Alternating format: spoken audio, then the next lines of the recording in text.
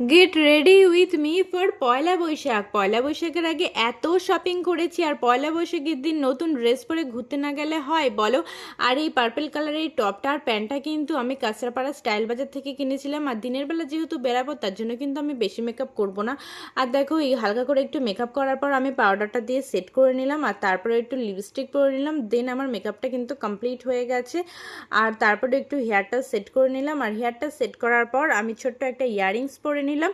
আর দেখো আমার লুকটা কিন্তু প্রায় কমপ্লিট হয়ে গেছে। আর তারপরে আমি ভাবলাম যে মা যা, আমার নেল পালিশই তো পরা হয়নি। তো সবসময় কিন্তু আমার এরকমটাই হয়, কোথাও ঘুরতে যাওয়ার আগেই মনে পড়ে যে নেল পালিশ পরার কথা।